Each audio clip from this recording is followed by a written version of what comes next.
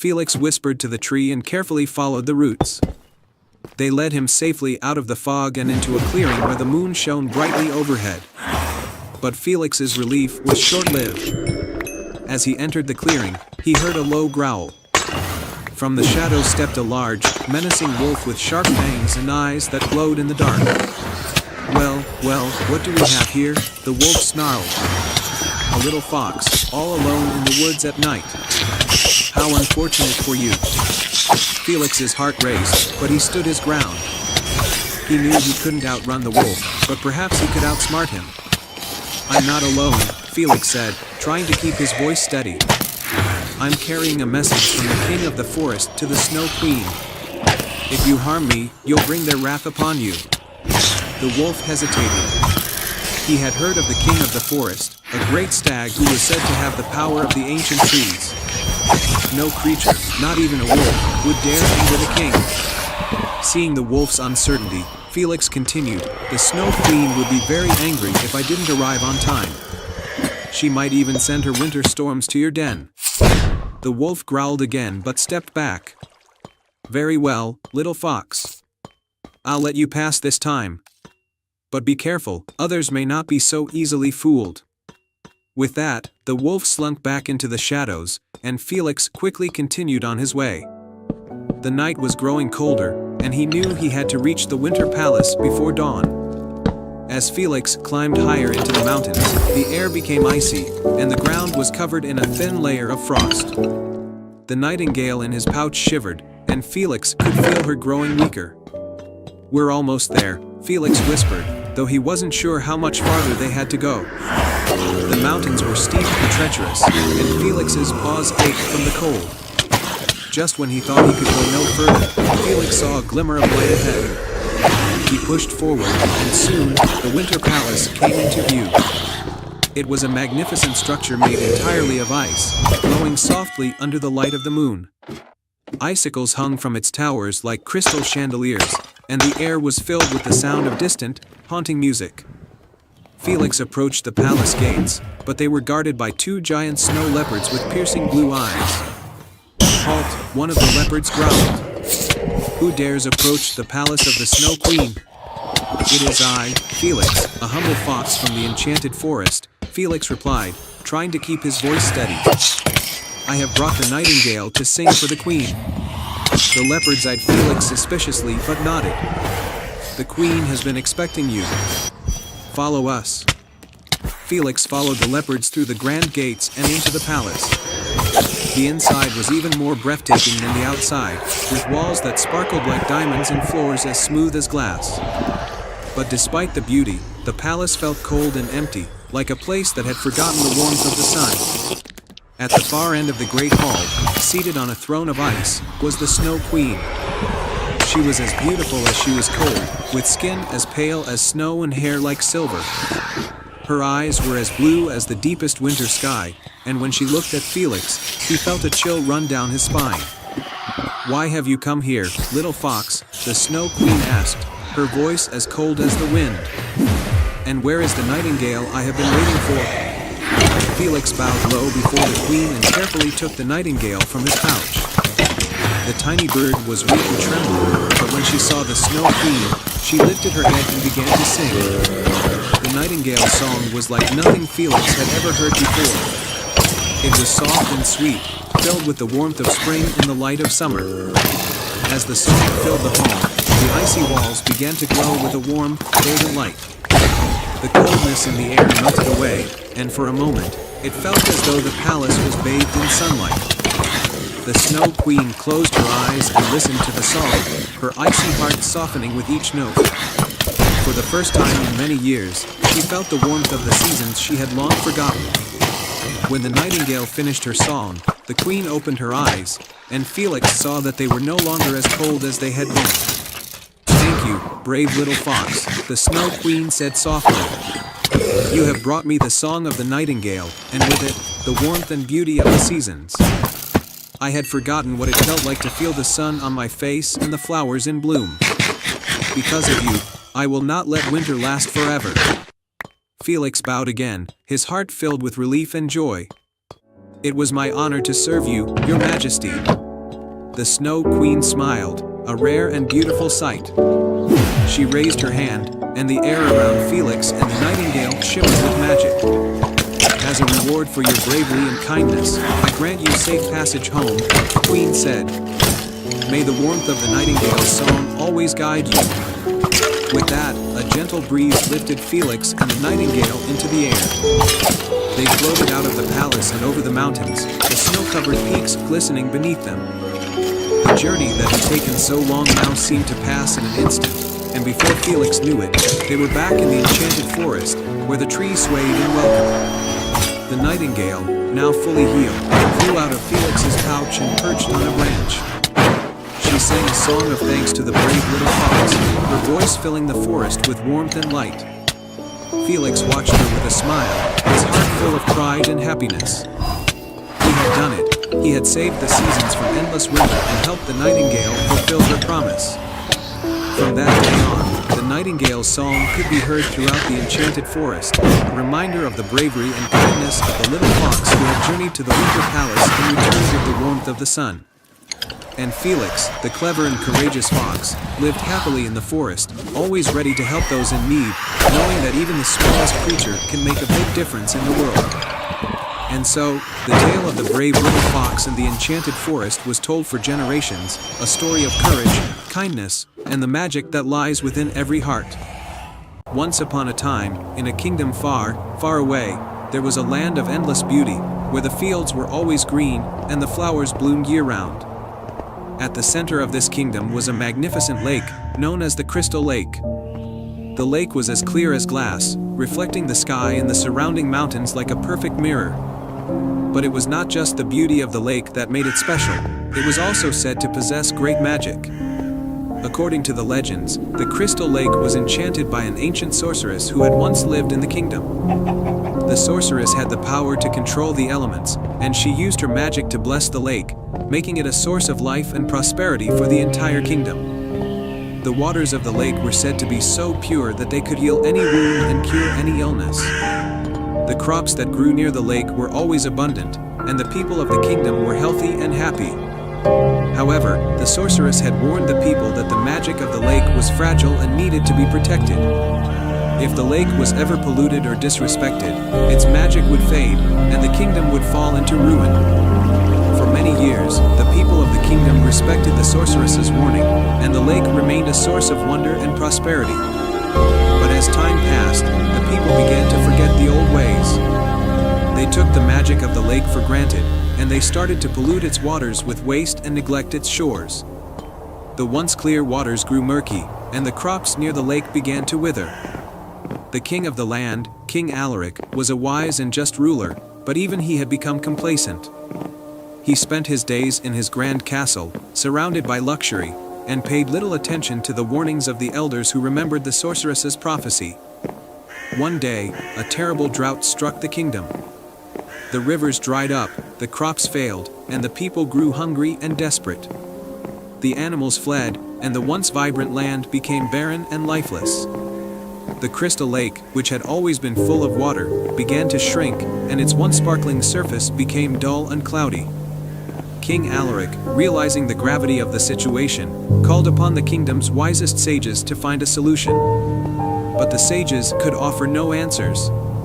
The magic of the lake had faded, and without it, the kingdom was doomed. In his desperation, King Alaric remembered the old legend of the sorceress who had enchanted the lake.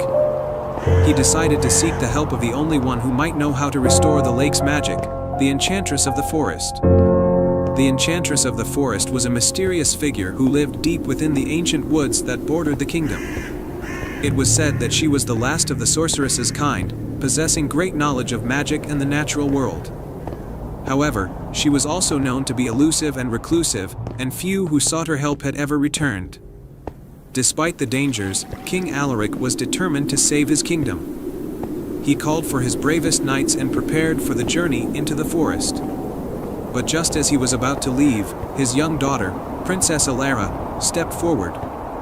"Father, let me go in your place," Princess Alara said. She was a gentle and kind-hearted girl, beloved by all in the kingdom. Though young, she was wise beyond her years, and she cared deeply for the people and the land. "No, my dear," King Alaric replied, shaking his head. "The forest is too dangerous, and the journey is too perilous. I cannot risk losing you." But Princess Alara was determined. "Father, I have always felt a special connection to the Crystal Lake. I believe that I am the one who must go. Please, let me do this for our people." King Alaric hesitated, but seeing the resolve in his daughter's eyes, he knew that she was right. With a heavy heart, he agreed to let her go, but he sent his most trusted knight, Sir Cedric, to accompany her. And so, Princess Alara and Sir Cedric set off on their journey to find the enchantress of the forest. They traveled for many days, venturing deeper and deeper into the ancient woods. The forest was dense and dark, filled with strange sounds and hidden dangers. But Princess Alara was brave, and she trusted in her heart that they would find the enchantress. One evening, as they were setting up camp, they heard a soft voice calling out to them. Following the voice, they came upon a small clearing where an old woman stood by a bubbling spring. She was dressed in simple robes, her hair white as snow, and her eyes sparkled with the wisdom of many years. "Who are you, travelers, and why have you come to my forest?" the old woman asked. Princess Alara stepped forward and bowed respectfully. "I am Princess Alara of the Crystal Lake, and this is Sir Cedric, a knight of the kingdom. We seek the enchantress of the forest, for our kingdom is in great peril." The old woman smiled kindly. "You have found her, my child. I am the enchantress you seek. What is it that troubles your kingdom?" Princess Alara explained the plight of the Crystal Lake, how its magic had faded, and how the kingdom was suffering because of it. The enchantress listened carefully, her expression growing serious. "It is as I feared," the enchantress said.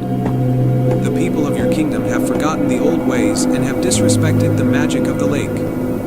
The sorceress's enchantment was strong, but it was not invincible. To restore the magic, you must do more than just cleanse the lake. You must restore the balance between the people and the land." "What must we do, enchantress?" Princess Alara asked. "The task will not be easy," the enchantress replied. "You must journey to the heart of the forest, where the tree of life stands. This tree is the source of all magic in the land, and its roots are connected to the Crystal Lake. You must gather water from the spring beneath the tree of life and pour it into the lake. But beware, the path is fraught with challenges, and you must prove yourself worthy by overcoming them." Princess Alara nodded, her resolve unwavering. "We will do whatever it takes to save our kingdom." The enchantress gave them a small crystal vial and pointed them in the direction of the tree of life. "Go now, and may the spirits of the forest guide you." Princess Alara and Sir Cedric continued their journey, heading deeper into the heart of the forest. The trees grew taller and older, and the air became thick with magic. They encountered many challenges along the way, a river of fire that they had to cross, a maze of thorns that tried to ensnare them, and a fierce dragon that guarded the entrance to the Tree of Life. But with Sir Cedric's strength and bravery and Princess Alara's wisdom and kindness, they overcame each obstacle. The dragon, sensing the purity of their intentions, allowed them to pass, and they finally reached the Tree of Life. The Tree of Life was a magnificent sight, towering above the forest with branches that seemed to touch the sky. Its leaves glowed with a soft, golden light, and the air around it was filled with the sound of gentle music. Beneath the tree was a crystal-clear spring, the source of all the magic in the land. Princess Alara carefully filled the vial with water from the spring. As she did, the tree seemed to sigh with relief, as if it had been waiting for this moment for a long time. "Thank you, Tree of Life," Princess Alara whispered. "I promise we will restore the balance and honor the magic of the land." With the vial of enchanted water in hand, Princess Alara and Sir Cedric made their way back to the kingdom. When they reached the Crystal Lake, they found it shrunken and dull, its once clear waters are now murky and lifeless. Princess Alara stood at the edge of the lake, holding the vial tightly. She could feel the weight of the kingdom's fate in her hands. With a deep breath, she poured the enchanted water into the lake. As soon as the water touched the surface, the lake began to shimmer and glow. The murky waters cleared, and the lake started to expand, returning to its former size.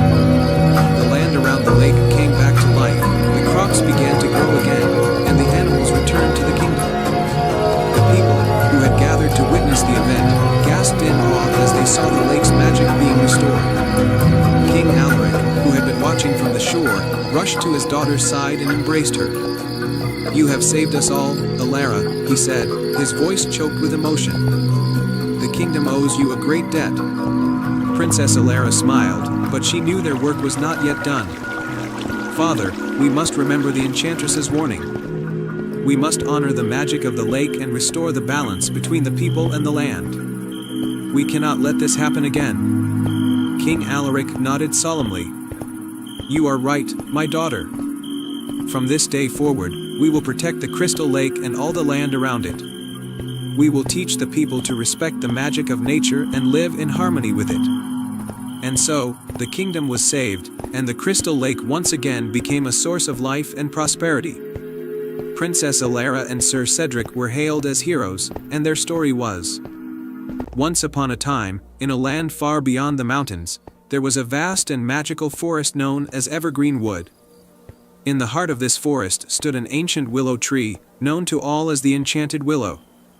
This tree was no ordinary tree. It was said to hold the wisdom of the forest and the power to grant one wish to those who proved themselves worthy. The enchanted willow's roots ran deep into the earth, connecting it to every tree, plant, and creature in Evergreen Wood. Its branches stretched out like welcoming arms, and its leaves shimmered with a golden hue, even in the deepest winter. The animals of the forest revered the willow, and it was said that only those pure of heart could approach it. In a cozy burrow at the edge of the forest lived a young fox named Finn. Finn was a clever and curious little fox, always eager to explore and learn.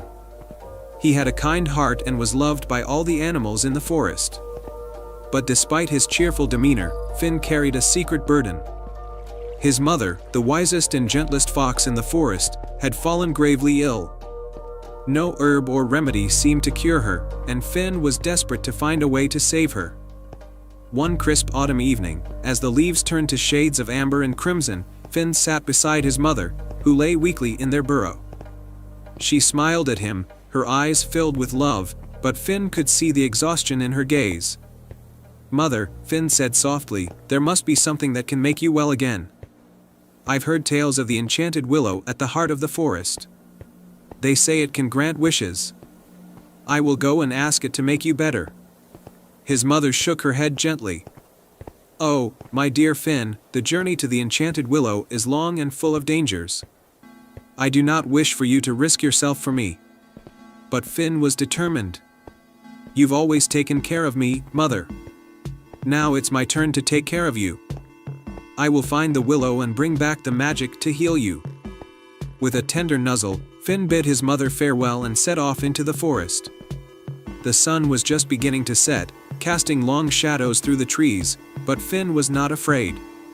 His love for his mother gave him strength, and he was resolved to reach the enchanted willow no matter what challenges lay ahead. As Finn ventured deeper into Evergreen Wood, the forest grew denser, and the paths became less clear. The once familiar trees seemed to twist and turn in unfamiliar ways, and strange sounds echoed through the underbrush. But Finn pressed on, his sharp eyes and keen nose guiding him through the maze of foliage. After hours of walking, Finn came across a bubbling brook that blocked his path. The water was clear and cool, but it flowed swiftly, and there were no stepping stones in sight. Finn hesitated for a moment, unsure of how to cross, when he heard a soft voice. "Little fox, why do you look so troubled?" the voice asked. Finn turned and saw a small, graceful deer standing on the other side of the brook. Her coat was as white as snow, and her eyes sparkled with kindness. "I need to cross the brook to reach the enchanted willow," Finn explained. "My mother is very ill, and I must find a way to help her." The deer smiled gently. "You are brave and selfless, little fox. I will help you cross. Climb onto my back, and I will carry you safely to the other side." Grateful for the help, Finn did as the deer instructed. The deer stepped into the brook, and the water parted around her, creating a clear path. When they reached the other side, Finn thanked the deer, who nodded and disappeared into the trees as swiftly as she had appeared. With renewed determination, Finn continued his journey. The forest grew darker as night fell, and soon he could hear the hoots of owls and the rustling of nocturnal creatures. The air became thick with mist, and Finn's paws began to tire. But he could not rest, not when his mother needed him. As he trudged through the mist, Finn suddenly heard a low growl. He froze, his ears twitching, as a pair of glowing yellow eyes appeared in the shadows. A large, menacing wolf emerged, baring its sharp teeth. "What brings a little fox like you into my territory?" the wolf snarled. Finn's heart pounded, but he stood his ground. "I'm on my way to the enchanted willow to save my mother.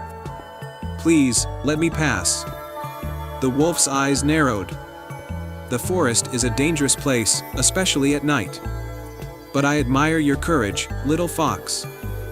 I will not harm you, but you must prove yourself worthy to pass." The wolf challenged Finn to a test of wits. He posed 3 riddles, each more difficult than the last, but Finn was clever and quick-thinking. He answered each riddle with ease, impressing the wolf. "You have proven yourself, little fox," the wolf said with a nod of respect. "Go on your way, and may the willow grant you your wish." Finn thanked the wolf and continued on, his spirits lifted by the encounter. He knew he was getting closer to the heart of the forest, and the thought of his mother gave him the strength to keep going. At last, after what felt like days of traveling, Finn saw a soft golden glow in the distance. He quickened his pace, and soon he emerged into a clearing bathed in warm light. In the center of the clearing stood the enchanted willow, its branches swaying gently as if in a breeze that only it could feel. Finn approached the tree, his heart filled with hope. The willow's leaves rustled softly, and the air around it seemed to hum with ancient magic. "Welcome, young Finn," the willow spoke in a voice that was both tender and wise. "I have been expecting you." Finn bowed his head respectfully. "Great Willow, I have traveled far to ask for your help. My mother is very ill, and I wish for her to be healed." The enchanted willow's branches seemed to caress the air as it considered Finn's request. "Your love for your mother is pure, and your heart is brave. But to grant your wish, you must make a sacrifice." Finn looked up, determination shining in his eyes. "I will do anything." The willow's voice was gentle. "To heal your mother, you must give up your own strength for a time. The magic that will save her will come from you, and until she is fully recovered, you will be weak and vulnerable. Are you willing to make this sacrifice?" Without hesitation, Finn nodded. "Yes, I am." The willow's golden leaves glowed brighter, and a single leaf, more radiant than the rest, floated down to Finn. "Take this leaf, young one. Place it under your mother's pillow, and she will begin to heal. But remember, you must rest and regain your strength as well." Finn took the leaf, feeling its warmth in his paw, and thanked the willow with all his heart. As he turned to leave, the willow spoke once more. "Your bravery and love have touched the heart of the forest, Finn. Know that you will always have a place here, and the creatures of Evergreen Wood will remember your name." With the precious leaf in his possession, Finn made his way back home, retracing his steps through the forest. The deer and the wolf appeared once more, guiding him safely past the brook and through the night. Though he felt his strength waning, Finn pressed on, knowing that his mother was waiting for him. When Finn finally returned to his burrow, dawn was breaking. He found his mother still resting, her breathing shallow. With trembling paws, Finn placed the enchanted leaf under her pillow and curled up beside her, exhaustion overtaking him. The magic of the willow worked quickly. As Finn slept, his mother's strength began to return. The color came back to her fur, and her breathing grew steady and strong. She awoke, feeling better than she had in days, and looked down at her sleeping son with tears of gratitude in her eyes. For several days, Finn remained weak, but his mother cared for him with the same love and devotion he had shown her. She nursed him back to health, and soon, Finn's strength returned, stronger than ever. The bond between mother and son had grown even deeper, and they knew that the magic of the forest would always be with them.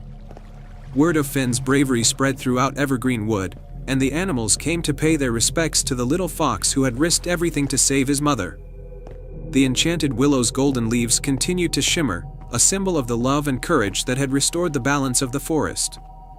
And so, Finn and his mother lived happily in their cozy burrow at the edge of the forest, surrounded by the beauty and magic of Evergreen Wood. They knew that as long as they had each other, no challenge was too great, and no journey too long.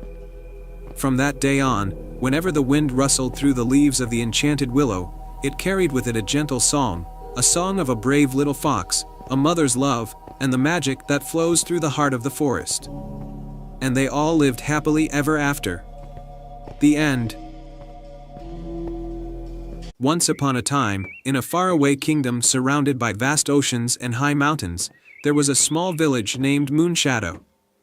The village was famous for its magical moonlight, which bathed the entire village in a soft, silver glow every night. The moonlight was said to be a gift from the moon goddess, who loved the village and its kind-hearted people. The Moonlight Festival was celebrated every month during the full moon. The villagers would gather in the town square, where they danced, sang, and told stories under the bright moonlight. The festival was a time of joy, and everyone eagerly awaited it. But one day, something strange happened. As the villagers prepared for the Moonlight Festival, the sky grew dark, and the moon disappeared from sight. The night was pitch black, and no moonlight fell upon the village. The people of Moonshadow were confused and worried. Without the moonlight, the village felt cold and empty.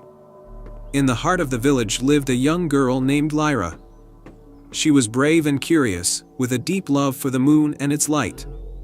Lyra couldn't bear to see her village in darkness, so she decided to find out what had happened to the moonlight.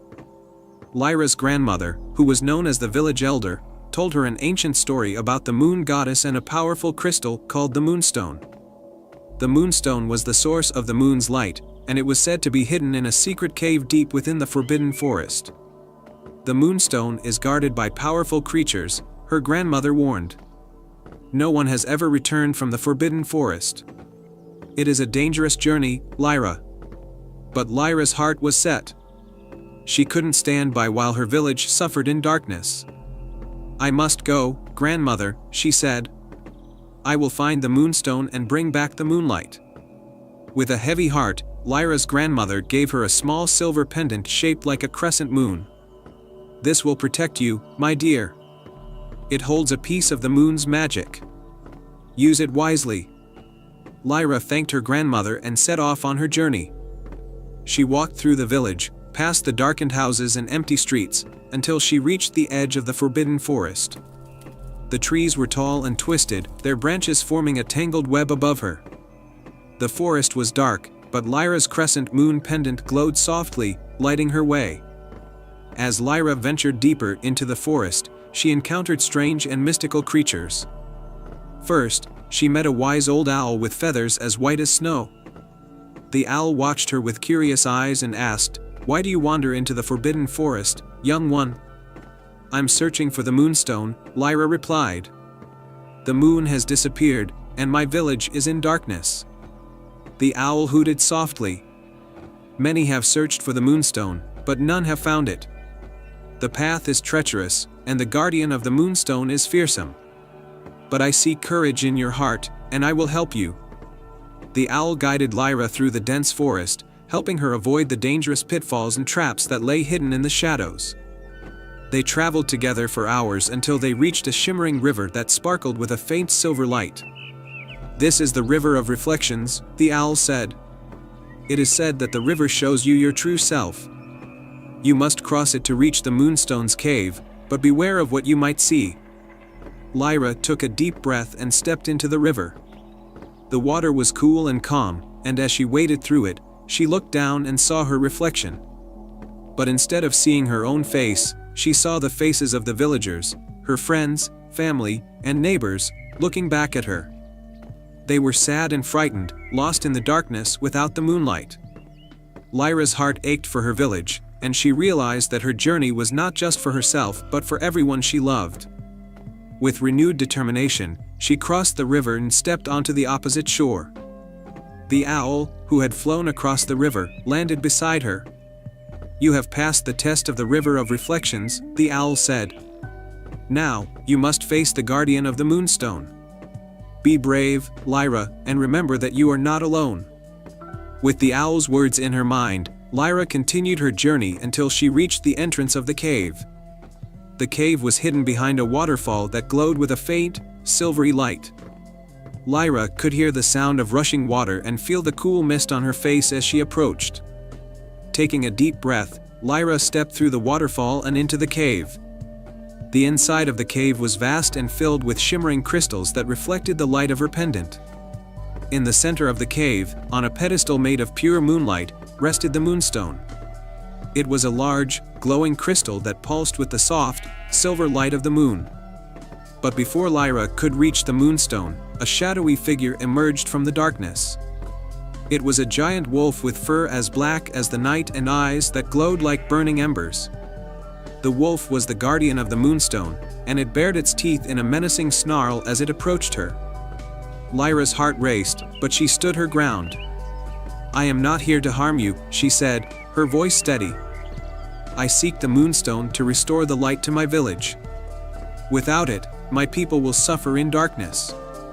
The wolf growled, its eyes narrowing. "Many have come before you, seeking the moonstone's power for themselves. Why should I trust you?" Lyra held up the crescent moon pendant. "I carry the moon's magic with me," she said. "I do not seek the moonstone for power, but to help those I love. If you let me take it, I promise to return it once the light is restored." The wolf stared at her for a long moment, as if weighing her words. Then, slowly, it stepped aside, allowing Lyra to approach the pedestal. Lyra reached out and carefully took the moonstone in her hands. It was warm and pulsed with a gentle light that filled her with a sense of peace and hope. "Thank you," she whispered to the wolf, who watched her with wary eyes. With the moonstone in her possession, Lyra hurried back through the cave and out into the forest. The owl was waiting for her, and together they retraced their steps, crossing the river of reflections, making their way back through the forbidden forest. As they neared the edge of the forest, Lyra noticed something strange. The moonstone's light was growing dimmer with each step she took. The closer she got to the village, the weaker its glow became. "The moonstone's power is fading," Lyra said in a worried voice. "What's happening?" The owl looked at her with wise eyes. "The moonstone's light cannot shine in the presence of greed or selfishness. It is a pure light, and it can only be restored if your heart remains true." Lyra nodded, understanding the owl's words. She knew that she had to keep her promise to the guardian wolf and return the moonstone once the light was restored. She couldn't let her own desires cloud her heart. Finally, Lyra and the owl reached the village. The villagers were gathered in the town square, waiting anxiously for her return. When they saw Lyra holding the moonstone, a cheer went up, and hope returned to their hearts. Lyra stepped into the center of the square and held the moonstone high. Its light, though dim, began to spread out, casting a soft glow over the village. The darkness lifted, and the villagers felt the warmth of the moonlight once more. But Lyra knew that this light was only temporary. She had to fulfill her promise and return the moonstone to its rightful place. As the villagers celebrated, Lyra turned to her grandmother and told her of the promise she had made. Her grandmother smiled gently and nodded. "You have done well, Lyra. The light has returned, and now it is time to keep your word." With the villagers' blessings, Lyra set off once more for the forbidden forest. The owl flew beside her, guiding her back to the cave where the wolf waited. When Lyra reached the cave, she stepped through the waterfall and approached the pedestal. The wolf was there, watching her silently. Without hesitation, Lyra placed the moonstone back on the pedestal, and its light began to shine brightly once more, filling the cave with its silver glow. The wolf nodded in approval, and its eyes softened. "You have kept your promise, Lyra. The moonstone's light will continue to shine for your village, as long as you remain true to your heart." Lyra smiled, feeling a deep sense of fulfillment. She knew that she had done the right thing, and the light of the moonstone would forever be a part of her village. As she left the cave, Lyra looked up at the sky and saw the moon shining brightly once more, its silver light bathing the land in a gentle glow. The village of Moonshadow was no longer in darkness, and the Moonlight Festival could continue as it always had. Lyra returned home, where the villagers welcomed her with open arms. They celebrated her bravery in the return of the moonlight, and from that day on, Lyra was known as the Guardian of the Moon. And so, the village of Moonshadow thrived, bathed in the light of the moon, and Lyra lived a long and happy life, always remembering the journey that had brought the light back to her beloved village. And they all lived happily ever after. The end. Once upon a time, in a land far beyond the reach of any map, there was a kingdom called Eldoria. It was a place of extraordinary beauty, where lush green forests stretched as far as the eye could see, and towering mountains kissed the sky. The river sparkled like diamonds, and the flowers bloomed in colors that words could hardly describe. But the most remarkable thing about Eldoria was its people, who lived in peace and harmony, guided by the wisdom of their beloved King Alden and Queen Alara. King Alden and Queen Alara ruled with kindness and fairness, and under their reign, Eldoria prospered. The kingdom was known for its magical fruit orchards, whose trees bore the sweetest fruits that could heal the sick and grant strength to the weak. The people of Eldoria were content, and there was no sign of hardship or sorrow. However, Eldoria held a secret known only to the royal family. Deep within the heart of the kingdom, hidden away in a secluded valley, lay the Tree of Eternity. This ancient tree was the source of all the magic in Eldoria. Its roots stretched deep into the earth, drawing power from the very core of the world, and its branches reached high into the heavens, connecting the kingdom to the stars. The Tree of Eternity had been a gift from the gods to the first king of Eldoria, and it was said that as long as the tree stood strong, the kingdom would remain protected. But one fateful day, a shadow fell over Eldoria. A powerful sorcerer named Malachar, who had long been banished from the kingdom for his dark deeds, returned with a heart full of vengeance.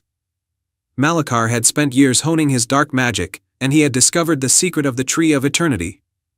Consumed by envy and greed, he sought to take control of the tree and its power for himself. Under the cover of night, Malachar crept into the hidden valley where the Tree of Eternity stood. With a wicked spell, he placed a curse upon the tree, causing its leaves to wither and its branches to twist in agony. The once vibrant tree began to decay, and as it did, the magic of Eldoria started to fade. The rivers dried up, the forests turned barren, and the once happy people of Eldoria fell into despair. King Alden and Queen Alara were heartbroken to see their kingdom suffering. They knew that if the curse was not lifted, Eldoria would be lost forever. Desperate to save their people, they sought the counsel of the kingdom's oldest and wisest sage, Master Elric. Master Elric, who had lived for centuries and had vast knowledge of ancient magic, told the king and queen of a way to break the curse. "There is only one way to restore the Tree of Eternity," he said, his voice heavy with sorrow. "A pure-hearted soul must journey to the top of the Forbidden Mountain and retrieve the Crystal of Light, which is hidden in the Caves of Shadow. The crystal is the only thing powerful enough to break Malachar's curse." The Forbidden Mountain was a treacherous place, surrounded by dark forests and guarded by fierce creatures. No one had ever dared to venture there, for it was said to be cursed by ancient spirits. But King Alden and Queen Alara knew that they had no choice. They could not allow their kingdom to wither away. The royal couple had a son, Prince Rowan, who was known for his courage and compassion. Though he was young, he had already proven himself to be a brave warrior and a wise leader. When he heard of the task, he immediately volunteered to undertake the perilous journey. "Father, mother," Prince Rowan said, kneeling before the king and queen, "I will go to the Forbidden Mountain and retrieve the Crystal of Light. I cannot stand by and watch our kingdom suffer. I promise to return with the crystal and restore Eldoria to its former glory." King Alden and Queen Alara were proud of their son's bravery, but they were also fearful for his safety. They knew the dangers that lay ahead, but they also knew that Rowan was their only hope. With heavy hearts, they gave him their blessing. The next morning, Prince Rowan set out on his journey, armed with his sword and a small satchel of provisions. Before he left, Queen Alara gave him a locket containing a picture of the royal family. "This will remind you of your home and the love that awaits you," she said, placing the locket around his neck. Rowan traveled for days, crossing the barren lands that had once been lush and green. He encountered many dangers along the way, treacherous ravines, wild beasts, and storms that raged without warning. But no matter the obstacle, Rowan pressed on, driven by his love for his kingdom and his people. Finally, after a long and arduous journey, Rowan reached the foot of the Forbidden Mountain. The mountain was tall and foreboding, its peak hidden in dark clouds. The air was thick with an eerie silence, and Rowan could feel the weight of ancient magic all around him. With a deep breath, Rowan began to climb. The path was steep and rocky, and as he ascended, the wind howled and the sky grew darker. But Rowan was determined, and he did not falter. As he neared the top of the mountain, he came to the entrance of the Caves of Shadow. The caves were pitch black, and the air inside was cold and damp. Rowan knew that the crystal was hidden deep within, guarded by the spirits of the mountain. Undeterred, Rowan entered the caves. He lit a torch and carefully made his way through the winding tunnels. The walls were covered in ancient runes, glowing faintly in the darkness. As he ventured deeper, he heard whispers in the air, voices that seemed to come from the very stones themselves. "Turn back, young prince," the voices murmured. "The crystal is not meant for mortal hands. Leave this place, or face the wrath of the spirits." But Rowan did not turn back. He knew that the fate of Eldoria depended on him. He continued through the tunnels until he reached a large chamber at the heart of the mountain. There, in the center of the chamber, was the Crystal of Light. It was a large, glowing gemstone, radiating a warm, golden light that pushed back the darkness. But the crystal was not unguarded. Surrounding it were the spirits of the mountain, their forms made of swirling shadows and mist. They watched Rowan with glowing eyes, their expressions unreadable. "Why have you come here, mortal?" one of the spirits asked, its voice echoing through the chamber. "The crystal is not for the living." Rowan stepped forward, his heart steady. "I have come to save my kingdom," he replied. "The tree of eternity has been cursed by an evil sorcerer, and without the crystal of light, my people will perish. I ask for your help, great spirits, to break the curse and restore Eldoria." The spirits were silent for a long moment, and Rowan feared they would refuse him. But then the lead spirit spoke again. "Your heart is pure, young prince, and your cause is just. You may take the crystal, but know this, its power comes at a cost. You must be willing to sacrifice something precious to you, for only then will the curse be lifted." Rowan nodded, understanding the gravity of the situation. "I will do whatever it takes to save my kingdom," he vowed. The spirits bowed their heads in respect, and the lead spirit gestured for Rowan to take the crystal. "Then the crystal is yours, brave prince. May it bring light to your kingdom once more." Rowan approached the crystal and carefully lifted it from its pedestal. As he did, the chamber was filled with a brilliant light, and the spirits began to fade away, their duty fulfilled. With the crystal in hand, Rowan made his way out of the caves and descended the mountain. The journey back to Eldoria was long, but Rowan felt a renewed sense of hope. He knew that with the crystal, he could break the curse and save his kingdom. When Rowan finally returned to Eldoria, he found the kingdom in even worse condition than before. The land was dry and barren, and the people were weak and sickly. But Rowan did not hesitate. He made his way to the hidden valley where the tree of eternity stood, now nothing more than a twisted, withered husk. Rowan approached the tree and held up the crystal of light. The crystal glowed brightly, and Rowan felt its power coursing through him. He knew that the time had come to make his sacrifice. "I offer my strength, my heart, and my soul to restore this land," Rowan declared. "Take what you need, but save my people and my home." As he spoke the words, the crystal began to hum with energy. A beam of light shot from the crystal and enveloped the tree of eternity. The ground trembled, and the air crackled with magic. Rowan felt a warmth in his chest as the crystal drew upon his life force, and he knew that his sacrifice was being accepted. Slowly, the tree began to change. Its twisted branches straightened, and its withered leaves turned green once more. The curse was being lifted, and the magic of Eldoria was returning. When the transformation was complete, the tree of eternity stood tall and proud, its branches laden with golden leaves that shimmered in the sunlight. The land around it began to heal, and the rivers flowed once more. The magic of the crystal had restored Eldoria to its former glory. But Rowan paid a price for his victory. The crystal, having fulfilled its purpose, shattered into 1,000 pieces, and the light that had once filled Rowan's heart faded away.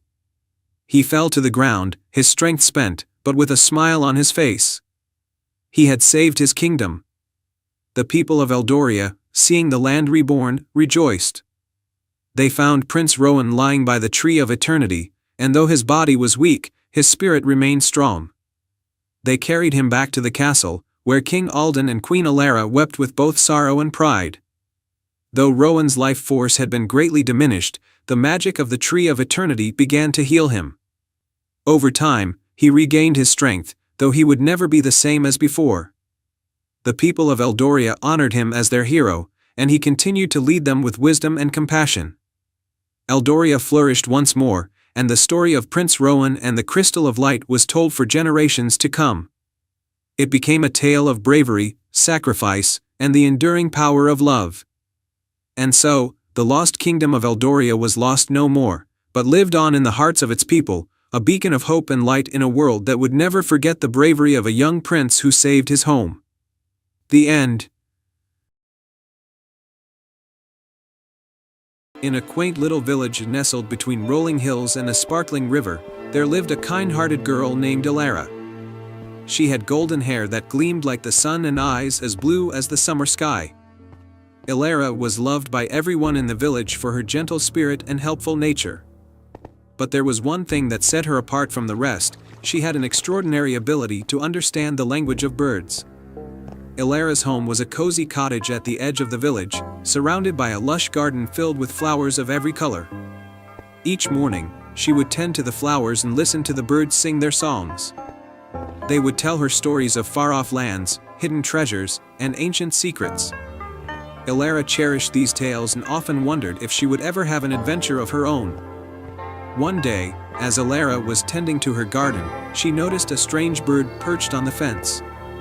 It was unlike any bird she had ever seen. Its feathers were a brilliant silver, shimmering in the sunlight, and its eyes sparkled with an otherworldly light.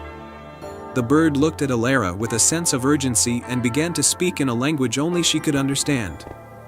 "Fair Alara," the bird said, "I have flown across many lands to find you. My name is Argent, and I come from the enchanted forest of Lumina, where magic flows through every leaf and branch. Our forest is in great danger, and only you can save it." Alara's heart quickened at the thought of an adventure, but she was also filled with concern. "What kind of danger?" she asked. "The source of our magic is the silver feather," Argent explained. "It is a powerful artifact that has kept our forest alive for centuries. But recently, it was stolen by a wicked sorcerer who seeks to drain its power for his own dark purposes. Without the silver feather, Lumina will wither away, and all the creatures who live there will perish." Alara knew she couldn't ignore such a plea for help. She had always dreamed of going on a grand adventure, and now, it seemed, her time had come. "I will help you, Argent," she said firmly. "Tell me what I must do." The silver bird nodded gratefully. "We must travel to the heart of the enchanted forest, where the sorcerer has hidden the silver feather in a place guarded by powerful spells.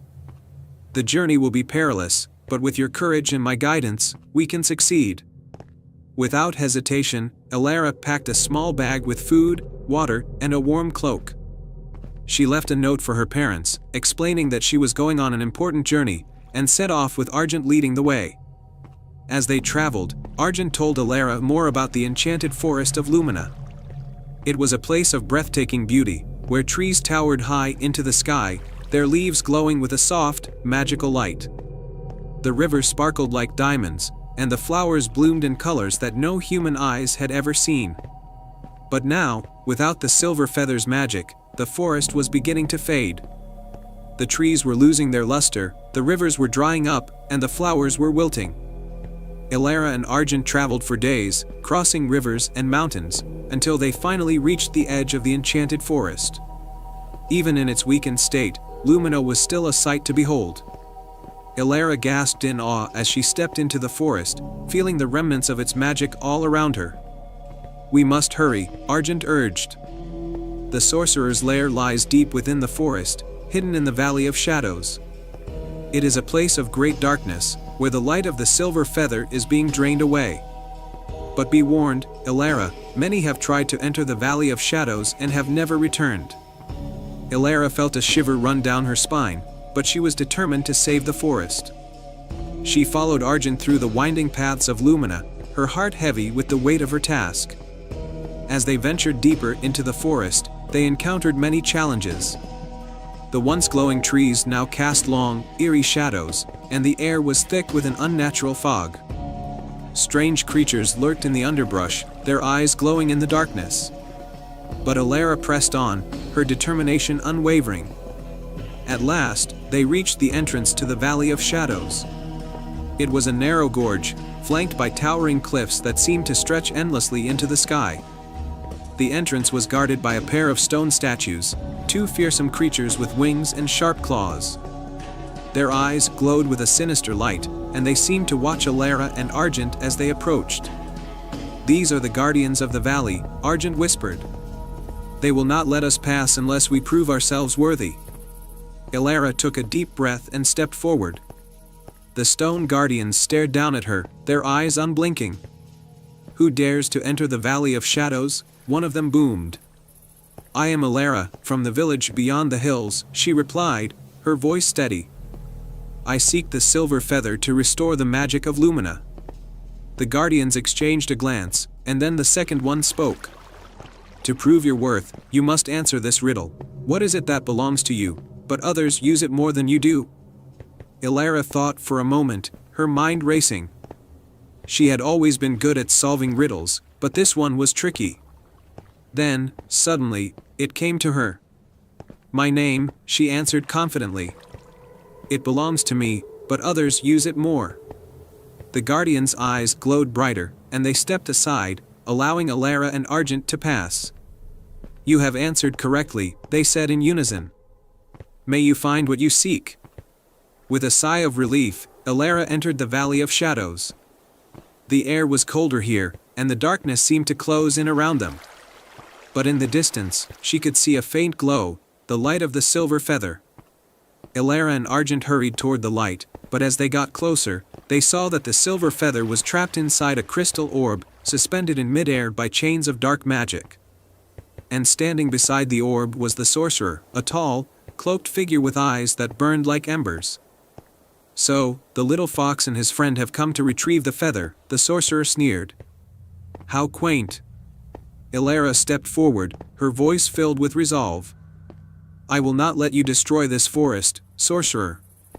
Return the silver feather and leave Lumina in peace." The sorcerer laughed, a cold, cruel sound that echoed through the valley. "You are brave, child, but you are no match for my power. The silver feather is mine, and with it, I will rule over all the magic in this world." Ilara knew that she couldn't defeat the sorcerer with strength alone. She had to outsmart him. She glanced at Argent, who nodded, understanding her plan. "Very well," Ilara said, trying to appear confident. "If you're so powerful, then surely you can perform the most difficult of spells." The sorcerer raised an eyebrow, intrigued. "And what spell would that be, little one?" Ilara smiled sweetly. "I've heard of a spell that can turn back time, but only the most skilled sorcerers can cast it." "Surely, someone as powerful as you can do it?" The sorcerer smirked. "Of course, I can. Watch and be amazed, foolish girl." He began to chant an incantation, waving his hands over the crystal orb. But as he did so, he became so focused on the spell that he didn't notice Argent swooping down to the orb, using his sharp beak to peck at the chains of dark magic. With each peck, the chains began to weaken. Ilara kept the sorcerer distracted, asking questions and pretending to be impressed by his show of magic. And then, just as the sorcerer was about to complete the spell, the final chain snapped, and the crystal orb shattered. The silver feather burst free, its light filling the valley with a blinding brilliance. "No," the sorcerer screamed, reaching out to grab the feather, but it was too late. The magic of the silver feather surged through the valley, overpowering the sorcerer's dark magic. With a final, desperate cry, the sorcerer was enveloped in the light and vanished into thin air. Ilara shielded her eyes from the light, and when it finally dimmed, she saw that the silver feather was floating gently toward her. She reached out and caught it in her hands, feeling its warmth and power.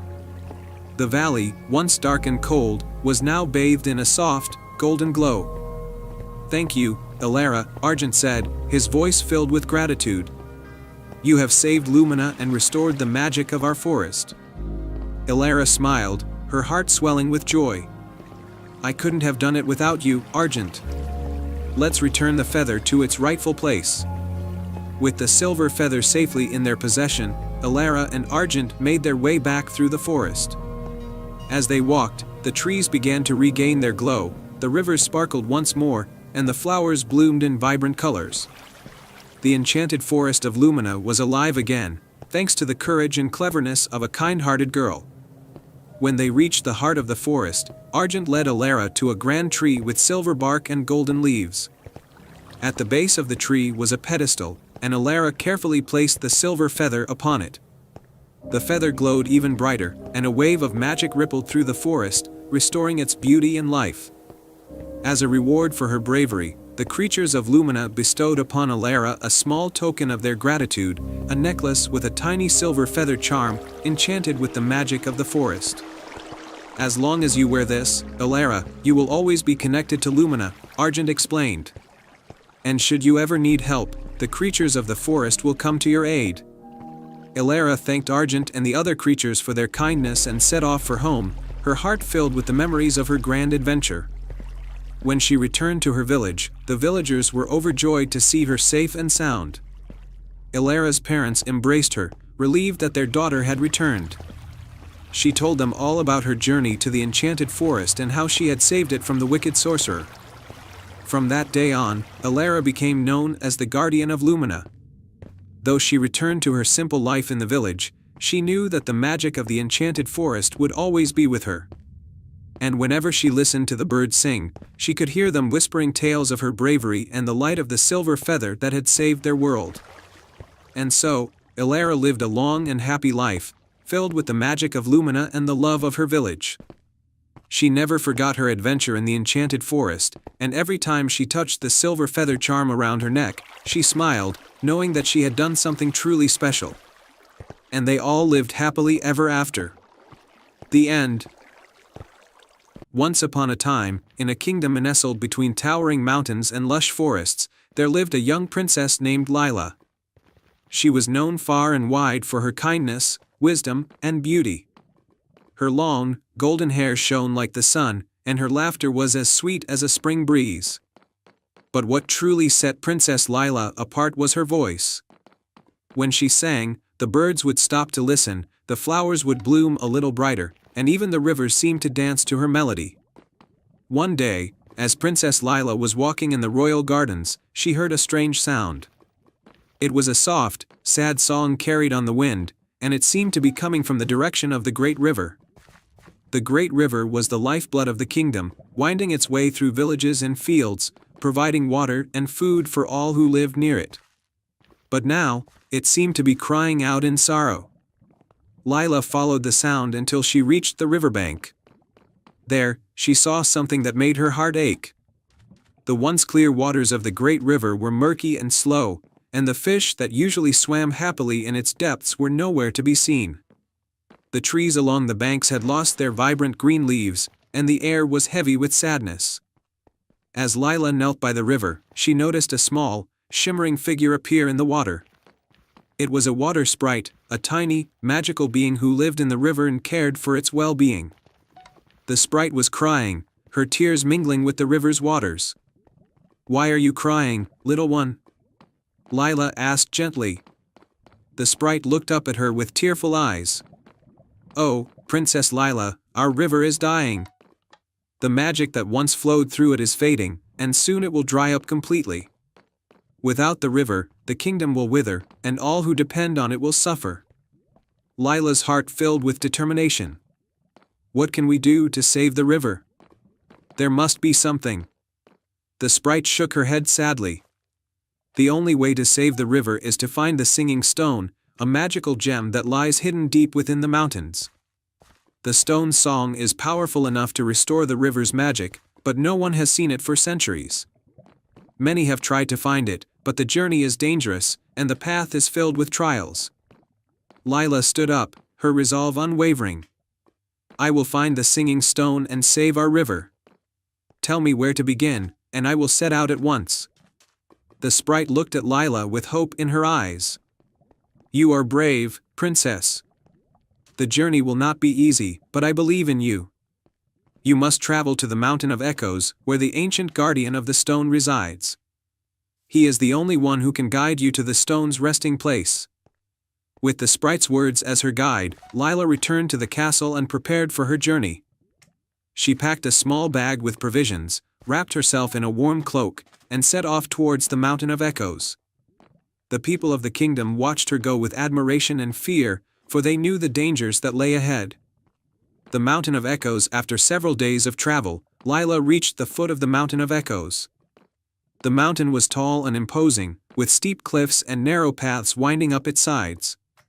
As Lila began her ascent, she noticed that the air was filled with strange sounds, whispers, laughter, and even the echoes of her own footsteps.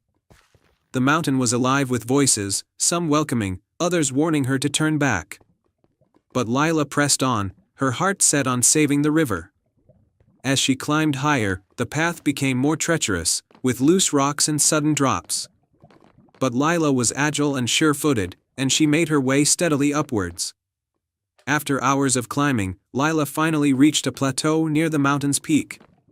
There, she found a large cave, its entrance framed by ancient, twisted trees. The air was thick with magic, and Lila knew she had found the lair of the guardian. With a deep breath, Lila entered the cave. The darkness inside was almost complete, but as she ventured deeper, a soft glow began to illuminate the walls. The light came from crystals embedded in the stone, casting a gentle, ethereal glow. At the far end of the cave, Lila saw a figure sitting on a stone throne. The guardian was an old, wise-looking being, with long, silver hair and eyes that sparkled like the crystals around him. He was tall and imposing, but there was kindness in his gaze as he looked at Lila. "Welcome, Princess Lila," the guardian said in a voice that echoed gently through the cave. "I have been expecting you." Lila bowed respectfully. "Great guardian, I have come to seek the singing stone. The great river is dying, and without the stone's magic, our kingdom will wither away." The guardian nodded slowly. "I know of the river's plight, and I know the dangers you face. The path to the singing stone is fraught with trials, for only those with a pure heart and true courage can claim it. Are you prepared to face these trials, princess?" "I am," Lila replied, her voice steady. "I will do whatever it takes to save my people." The guardian rose from his throne and held out a hand. "Very well. Take this crystal," he said, handing her a small, glowing crystal. "It will guide you through the darkness and protect you from the illusions that will try to lead you astray. Follow the path beyond this cave, and you will find the entrance to the Chamber of Trials. There, you must prove your worth." Lila accepted the crystal with gratitude and, after thanking the guardian, set out once more. The path beyond the cave was dark and narrow, but the crystal's light guided her safely through. After what seemed like an eternity, she reached a large stone door, covered in ancient runes. Taking a deep breath, Lila pushed the door open and stepped into the Chamber of Trials. The Chamber of Trials was a vast, circular room with high, vaulted ceilings. The walls were covered in intricate carvings, depicting scenes of bravery and wisdom. In the center of the chamber stood 3 stone pedestals, each holding a different object. As Lila approached, a voice echoed through the chamber. "Princess Lila, you must face 3 trials to prove your worth. Each trial will test a different aspect of your character. Only by succeeding in all 3 can you claim the singing stone." Lila nodded, ready to begin. The first pedestal held a golden scale, perfectly balanced. The voice spoke again, "The first trial is the trial of justice. You must weigh your heart against the feather of truth. If your heart is just and pure, the scales will remain balanced." Lila placed her hand on the scale, and a soft feather appeared on the other side. The scales wavered for a moment, but then settled back into perfect balance. Lila smiled, knowing she had passed the first trial. The second pedestal held a single, glowing flower. The voice spoke again, "The second trial is the trial of compassion. You must take this flower and use its magic to heal the wounds of those who suffer."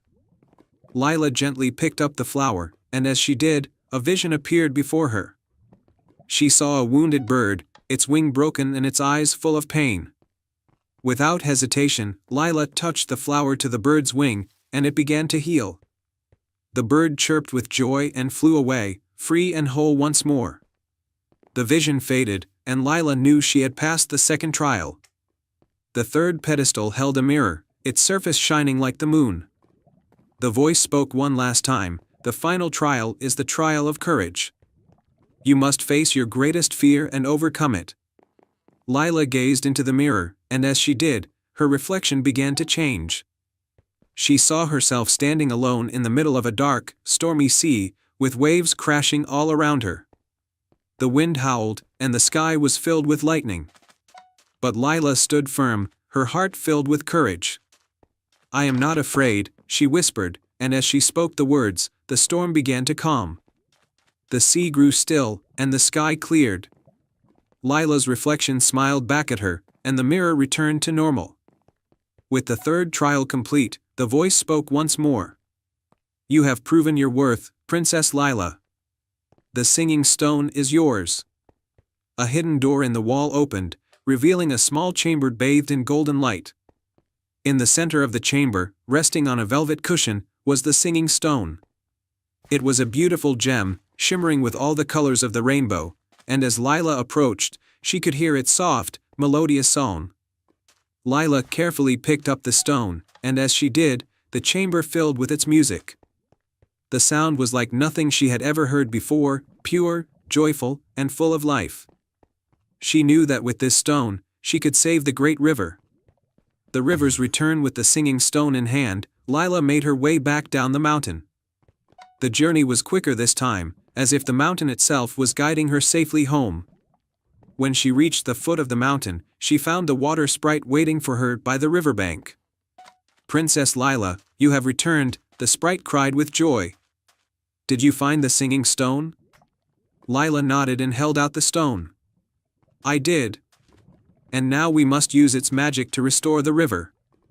The sprite guided Lila to the center of the river, where the water was still slow and murky.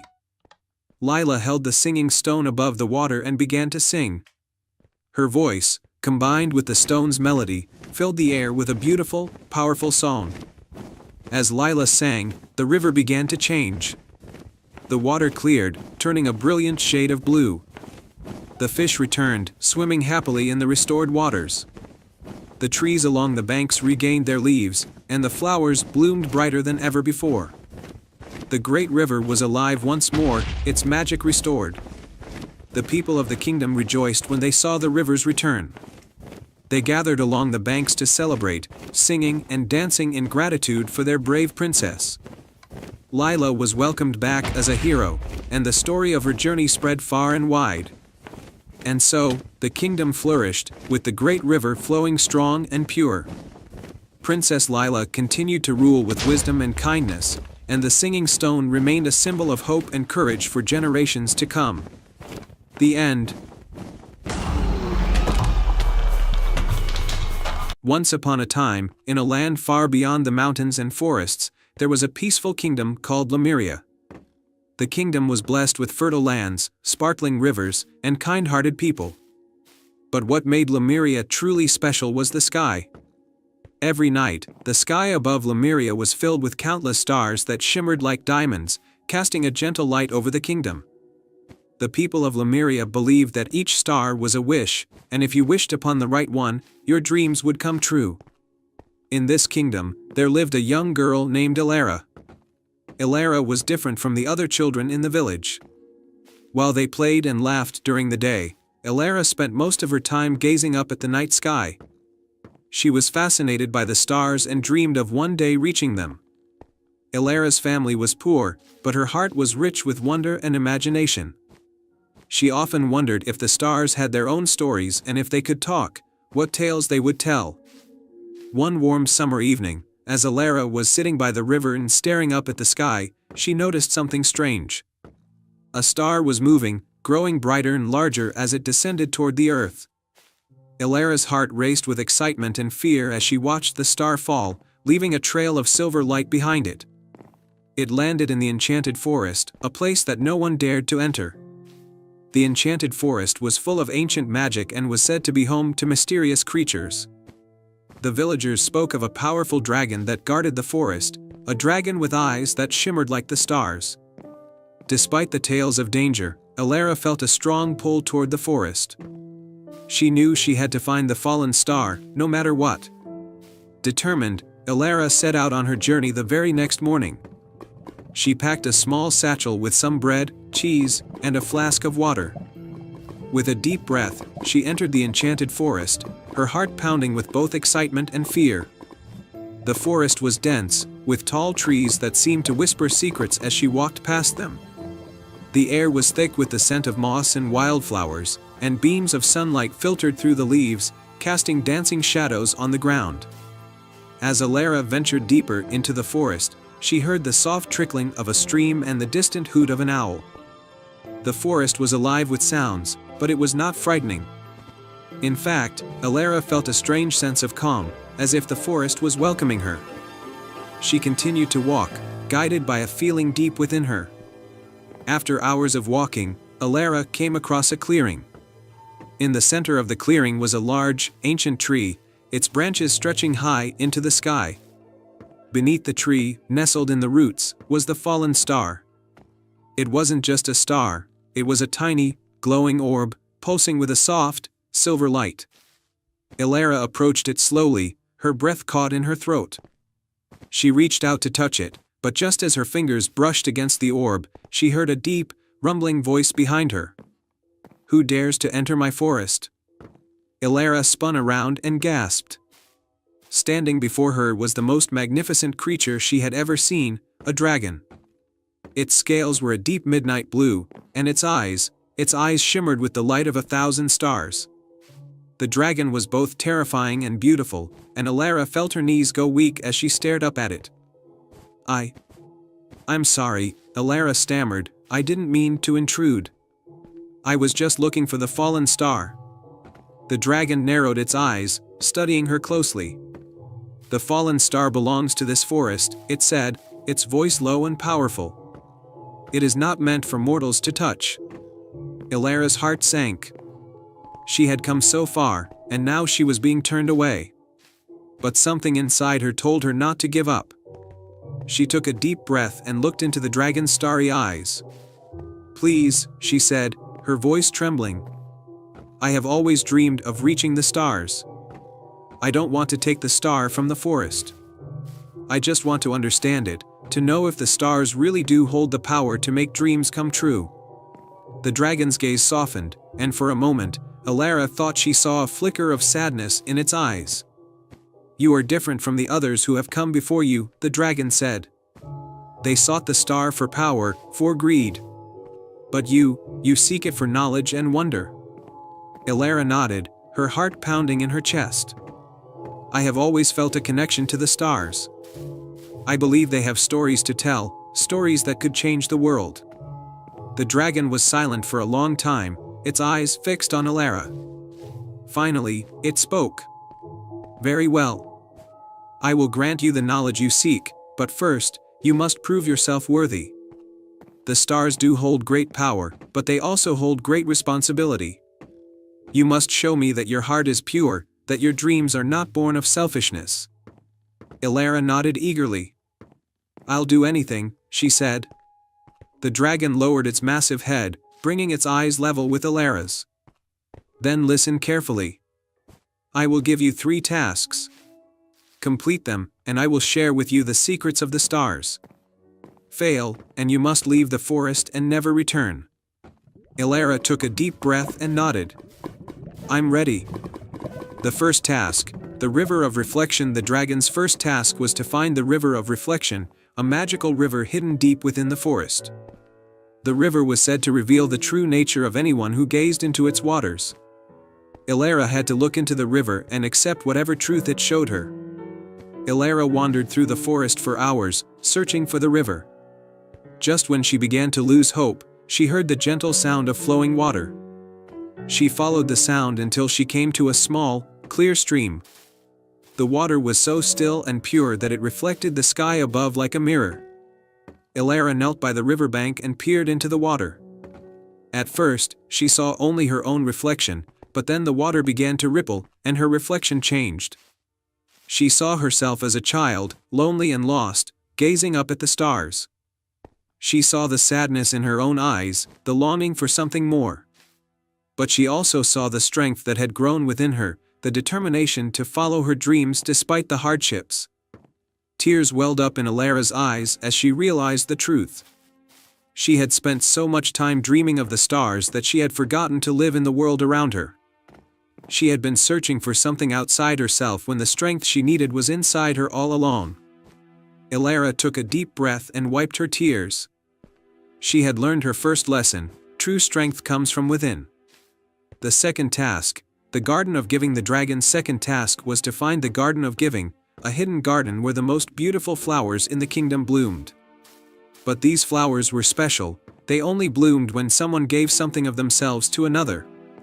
Ilara set out to find the garden, and after a long journey, she came upon a small, overgrown patch of land. The garden was wilted and dry, with only a few sad flowers struggling to survive. Ilara knelt by the flowers and gently touched their petals. She could feel the sadness in the earth, the longing for care and love. Without hesitation, Ilara took out the flask of water she had brought and poured it over the flowers. She then began to sing a soft, soothing song, one that her mother had sung to her when she was a child.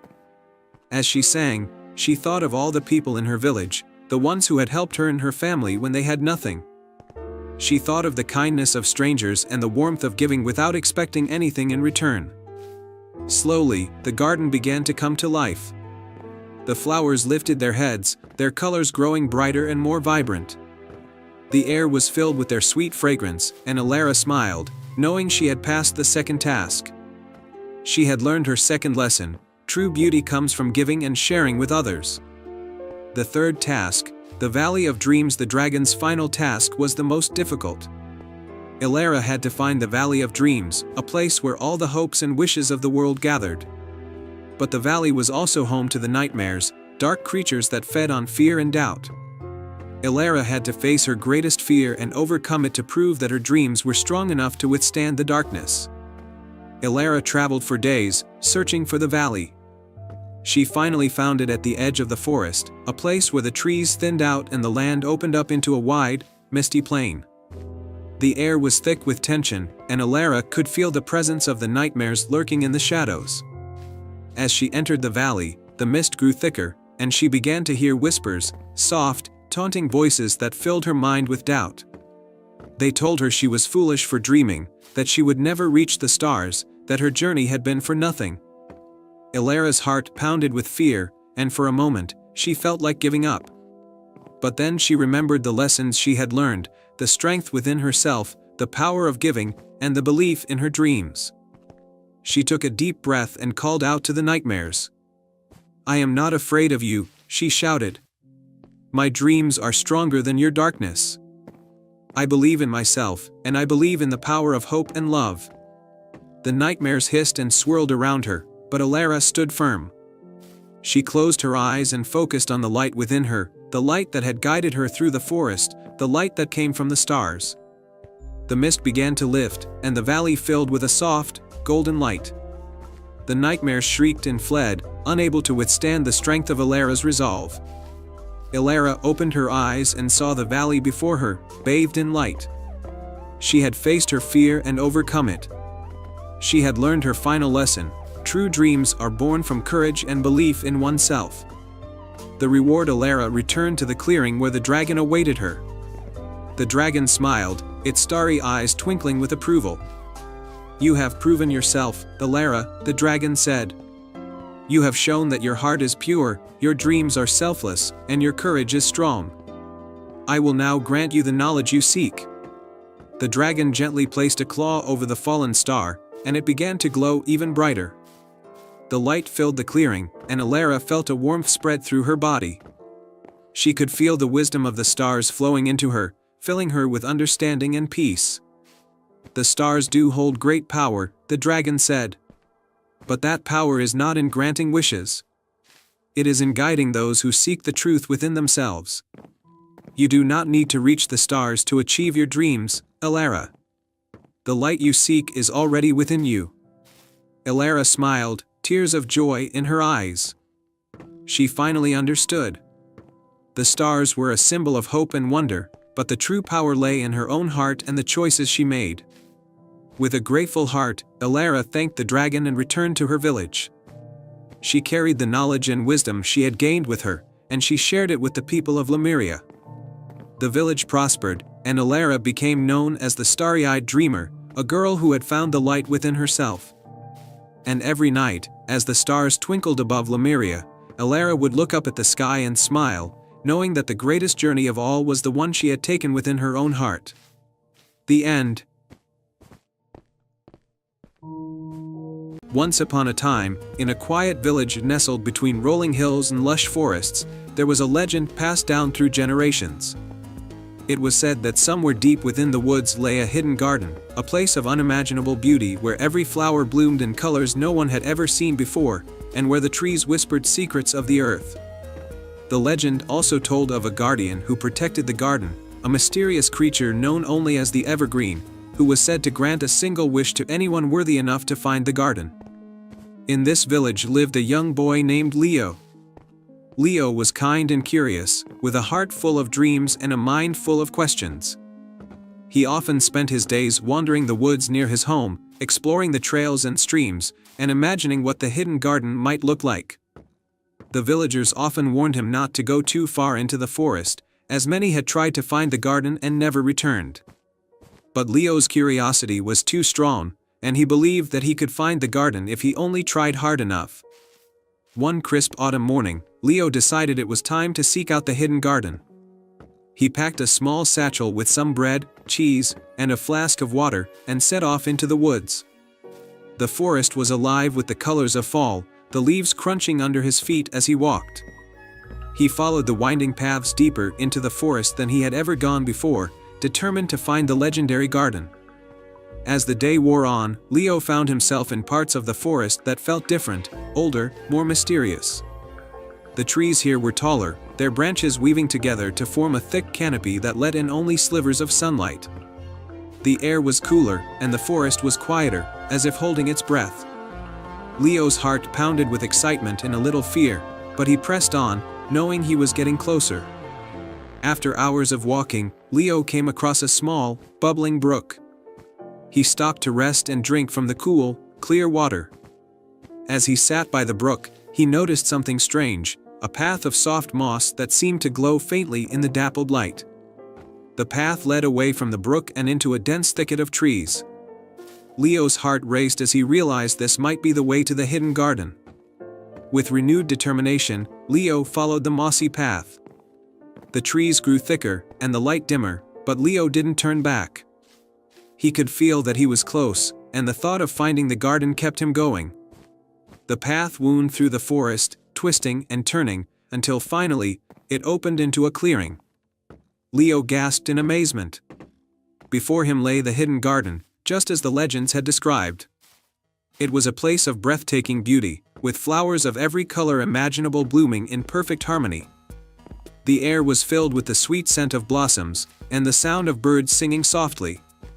In the center of the garden stood a massive tree with leaves of silver and gold, its branches reaching high into the sky. Leo knew at once that this was the heart of the garden. But as he stepped into the clearing, a figure emerged from behind the tree. It was the Evergreen, the guardian of the hidden garden. The creature was unlike anything Leo had ever seen, tall and slender, with skin the color of emerald leaves and eyes that glowed like the morning sun. The Evergreen's hair was a cascade of vines and flowers, and its voice was as soft as the wind through the trees. "Welcome, young one," the Evergreen said, its voice echoing in the stillness of the garden. "You have found the hidden garden, a place of beauty and magic. But to truly enter, you must prove yourself worthy. Are you ready?" Leo nodded, his heart pounding in his chest. "Yes, I am ready," he said, though he wasn't entirely sure what proving himself would mean. The evergreen smiled gently. "Very well. I will give you 3 tasks. If you complete them, you may make a wish, and it will be granted. But if you fail, you must leave the garden and never return. Do you accept?" Leo hesitated for only a moment before nodding again. "I accept," he said, determined to see his quest through. The first task, the Song of the Nightingale. The evergreen's first task was for Leo to find the nightingale of the forest and bring back its song. The nightingale was a bird of great wisdom and beauty, but it was also elusive, only singing for those with a pure heart. Leo ventured back into the forest, listening carefully for the nightingale's song. He walked for hours, through thick underbrush and across streams, but heard nothing. As the sun began to set, Leo started to worry that he wouldn't find the bird in time. Just as he was about to give up, he heard a faint, melodious song drifting through the trees. It was the most beautiful sound he had ever heard, filled with joy and sorrow all at once. He followed the sound until he found the nightingale perched on a low branch, its feathers shimmering in the fading light. The nightingale stopped singing as Leo approached, watching him with wise, knowing eyes. Leo bowed his head respectfully. "Please, nightingale, I need your song to complete my task," Leo said softly. "I seek the hidden garden and the wish it offers." The nightingale tilted its head, as if considering his request. Then, to Leo's surprise, it began to sing again. The song was even more beautiful up close, filling Leo's heart with warmth and hope. As the bird sang, Leo felt a sense of peace and understanding wash over him. He realized that the song was not something he could take back with him, it was something he had to carry in his heart. When the nightingale finished its song, Leo thanked the bird and returned to the hidden garden. The evergreen was waiting for him, its eyes shining with approval. "You have done well, young one," the evergreen said. "You have learned that the greatest treasures are those we carry within us. The song is yours, and it will guide you on your journey." The second task, the gift of the willow tree. The evergreen's second task was for Leo to find the ancient willow tree at the edge of the forest and ask it for a gift. The willow tree was known to be wise and generous, but it only gave gifts to those who were truly deserving. Leo made his way to the edge of the forest, where the willow tree stood by a quiet pond. The tree was old and majestic, its long branches draped gracefully over the water. As Leo approached, the tree's branches rustled gently, as if acknowledging his presence. "Great willow tree," Leo said, bowing respectfully. "I have come to ask for a gift to complete my task. Will you grant me one?" The willow tree's branches swayed in the breeze, and Leo heard a soft, whispering voice in his mind. "What is it you seek, young one?" the willow tree asked. "I seek the hidden garden and the wish it offers," Leo replied. "But I do not know what gift I should ask for." The willow tree was silent for a moment, and then it spoke again. "Gifts are not always material, young one," the tree said. "The greatest gifts are those that come from the heart. I will give you a gift, but first, you must give something in return. What will you offer?" Leo thought for a moment. He had little to give, no riches or treasures. But he remembered the kindness he had always tried to show others, and the love he had for the world around him. "I offer you my heart," Leo said. "My kindness, my love for the world, and my hope for a better future." The willow tree's branches swayed once more, and then a single, delicate leaf floated down from the tree and into Leo's hand. "This leaf is my gift to you," the willow tree said. "It holds the essence of the forest, the wisdom of the trees, and the love of all living things. Guard it well, for it will protect you on your journey." Leo thanked the willow tree and returned to the hidden garden. The evergreen was waiting for him, its eyes filled with warmth.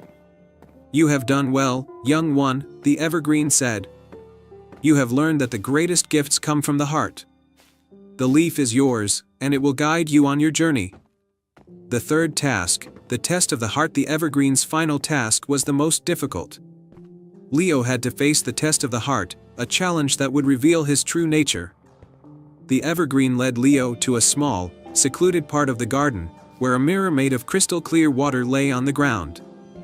"In this mirror, you will see your true self," the evergreen said. "But be warned, young one, for the truth is not always easy to face. If you are worthy, you will find the strength to overcome your fears and doubts. If not, you will be consumed by them." Leo took a deep breath and knelt by the mirror. As he gazed into the water, his reflection began to change. He saw himself as he truly was, both the good and the bad. He saw his kindness and bravery, but also his fears, doubts, and moments of selfishness. For a moment, Leo felt overwhelmed by the flaws he saw in himself.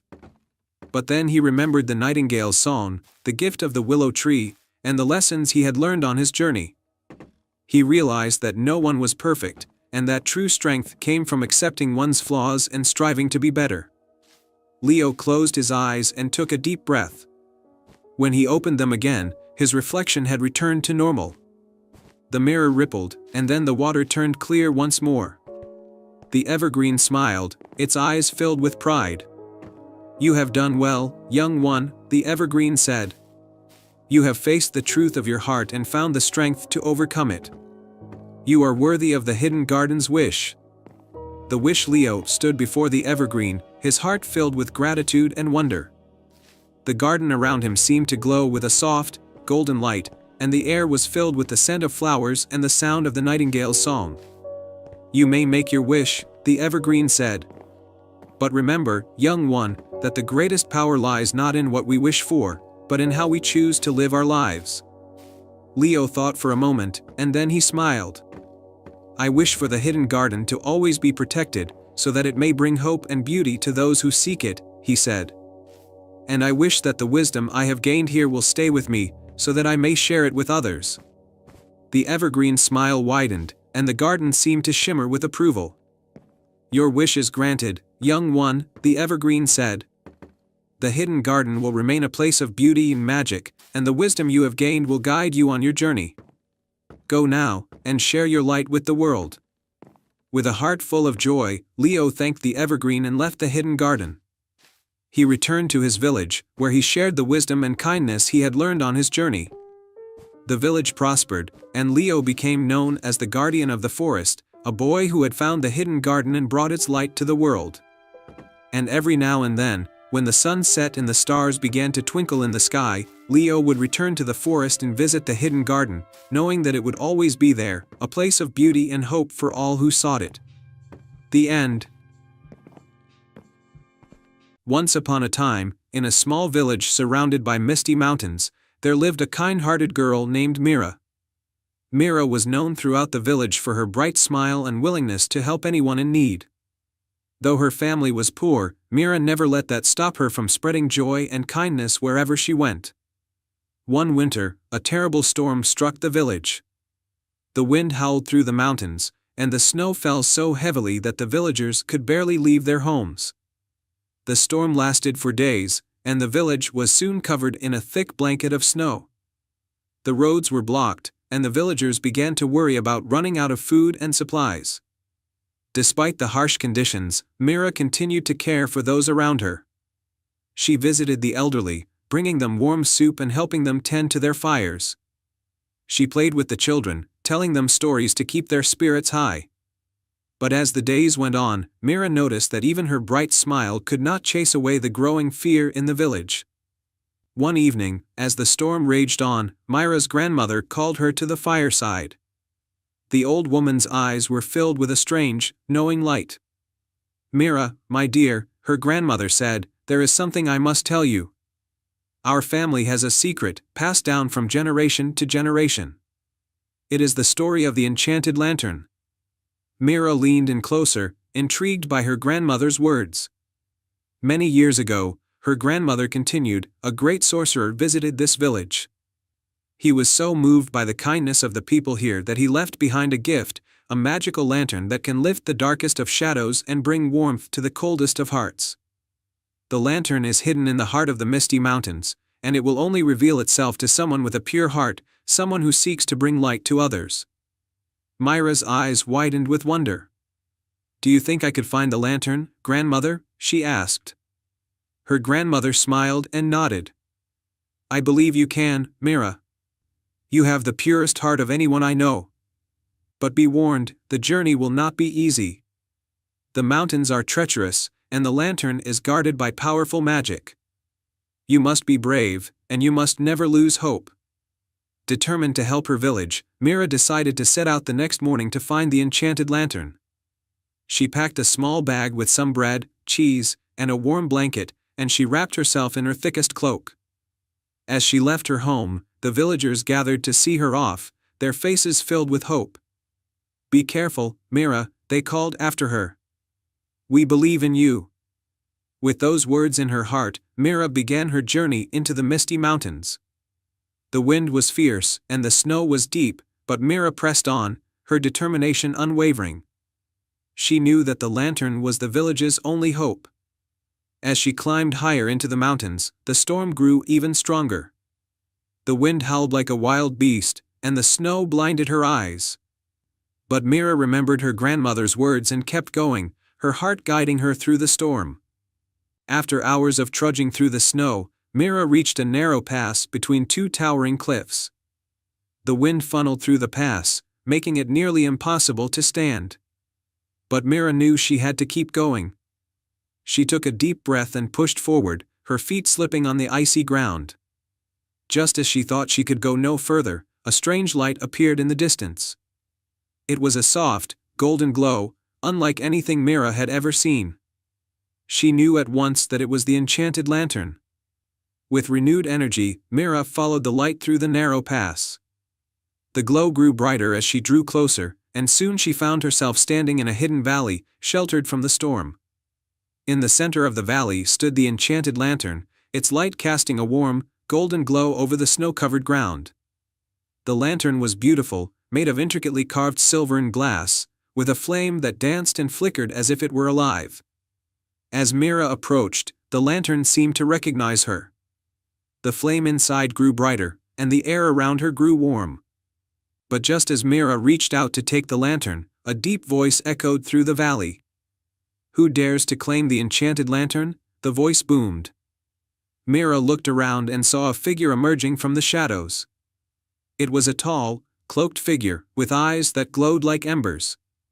The figure was the guardian of the lantern, a being of great power who had been tasked with protecting the magical light. "I am Mira," she said, her voice steady despite her fear. "I come from the village at the foot of the mountains. My people are suffering from the storm, and I seek the lantern to bring them warmth and hope." The guardian studied her for a moment, then nodded slowly.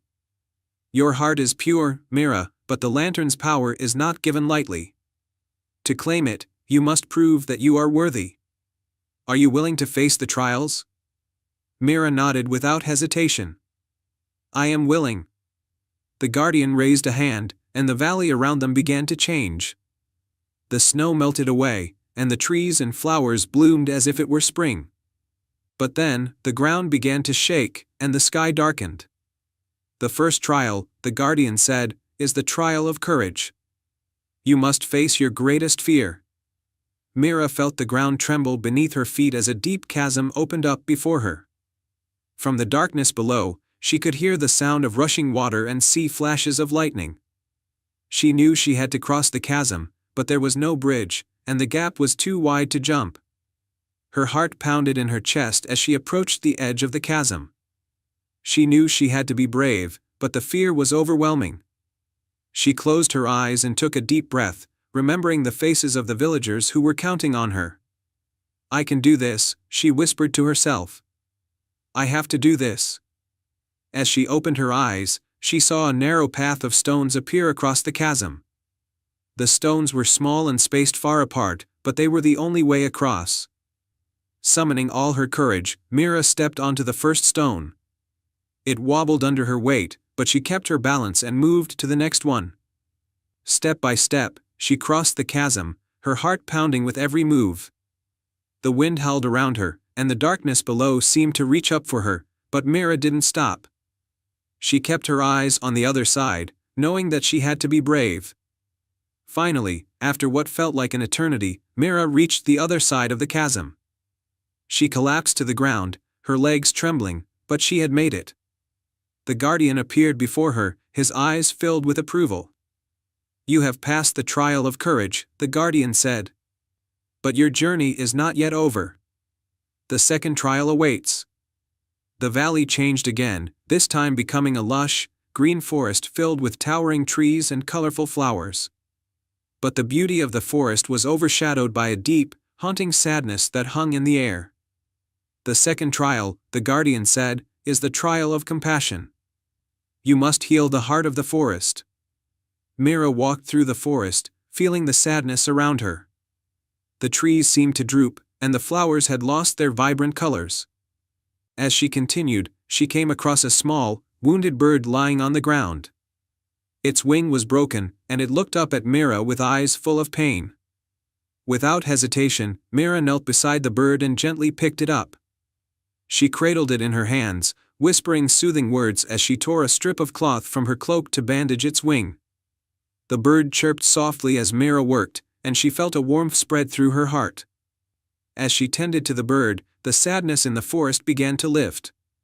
The trees stood taller, and the flowers regained their color. By the time Mira finished bandaging the bird's wing, the forest was alive with light and warmth. The guardian appeared once more, his expression softer now. "You have passed the trial of compassion," he said. "You have healed the heart of the forest, and in doing so, you have shown that you possess the kindness and empathy needed to wield the lantern's power." Mira smiled, feeling a sense of peace wash over her. She knew that the final trial awaited, but she felt ready. The valley changed one last time, becoming a vast, starry night sky. The stars twinkled brightly, but there was no ground beneath Mira's feet. "The final trial," the guardian said, "is the trial of wisdom. You must find your way through the stars to reach the lantern." Mira looked around, feeling a bit lost. The stars were beautiful, but they offered no clear path. She closed her eyes and took a deep breath, thinking about everything she had learned on her journey. She remembered her grandmother's words, the courage she had shown, and the compassion she had shared. As she opened her eyes, she realized that the stars were not just random lights in the sky, they formed constellations, each one telling a story. Mira recognized the stories from the tales her grandmother had told her, and she began to follow them. Step by step, she made her way through the stars, guided by the wisdom of the stories. The constellations lit her path, leading her closer and closer to the lantern. Finally, after what felt like a long, yet swift journey, Mira reached the center of the sky, where the enchanted lantern floated, glowing brighter than ever. The guardian appeared before her, his eyes filled with pride. "You have passed the trial of wisdom," he said. "You have shown that you possess not only courage and compassion, but also the wisdom to guide others. The enchanted lantern is yours, Mira." Mira reached out and took the lantern, feeling its warmth spread through her body. The lantern's light was soft and golden, filling her with a sense of peace and hope. With the lantern in hand, Mira made her way back to the village. The storm had passed, and the villagers gathered around her, their faces filled with awe as they saw the lantern's light. Mira held the lantern high, and its light spread throughout the village, melting the snow and warming the hearts of everyone who saw it. The villagers cheered, their fear and sadness replaced with joy and hope. From that day on, the enchanted lantern became a symbol of hope for the village. Mira was hailed as a hero, but she remained humble, always remembering the lessons she had learned on her journey. She knew that true strength came from within and that the greatest power of all was the ability to spread light to others. And so, the village thrived, guided by the light of the enchanted lantern and the wisdom of a kind-hearted girl who had the courage to seek it out. The end.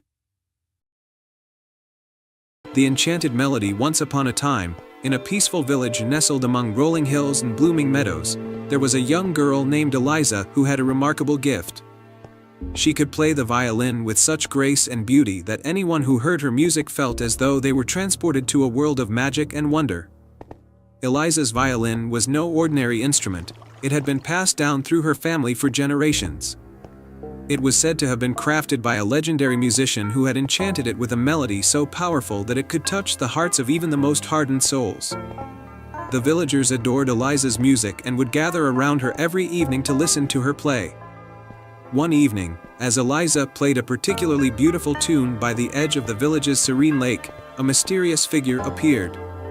It was an elderly man with a long, silver beard and twinkling eyes, dressed in a cloak that seemed to shimmer with every color of the sunset.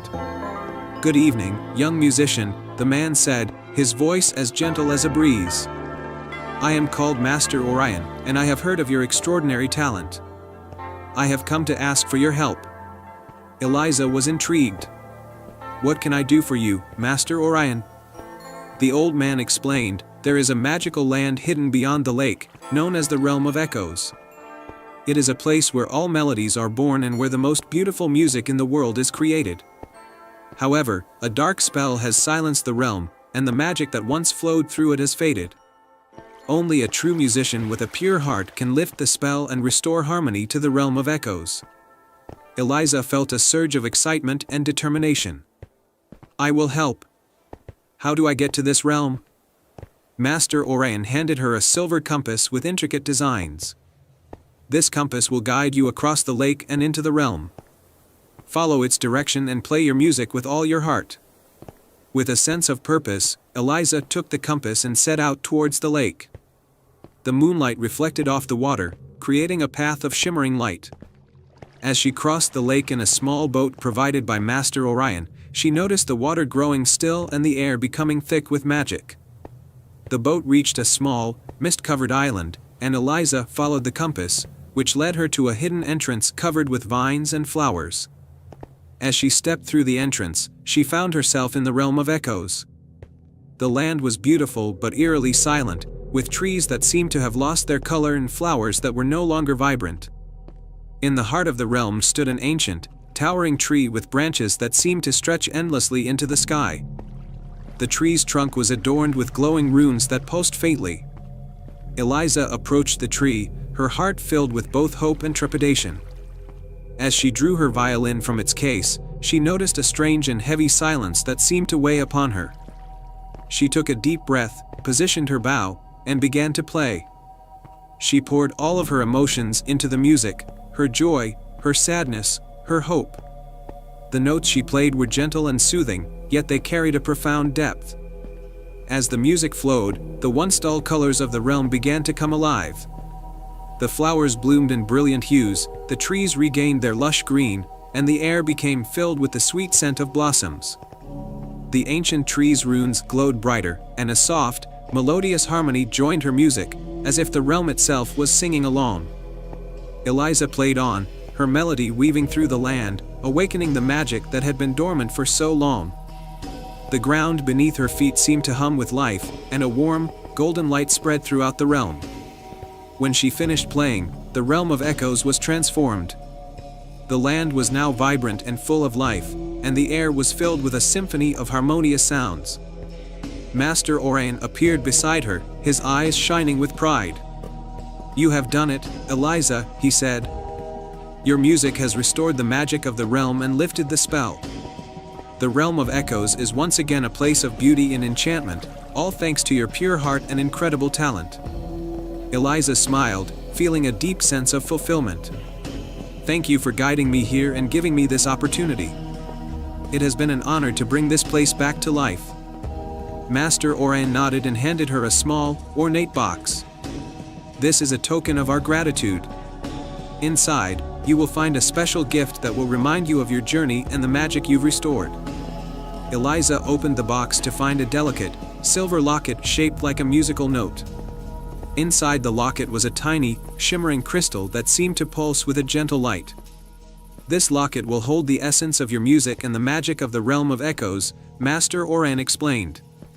"Whenever you need inspiration or wish to remember this land, it will remind you of the magic within you." With a final farewell, Eliza returned to her village, the locket safely around her neck. Her music continued to bring joy and wonder to the villagers, and the legend of her adventure became a cherished tale. The Realm of Echoes remained a magical place, hidden from view but forever touched by the melody of a kind-hearted musician. And so, Eliza lived happily ever after, her music forever resonating with the magic of the enchanted realm she had restored. I hope you enjoyed this fairy tale.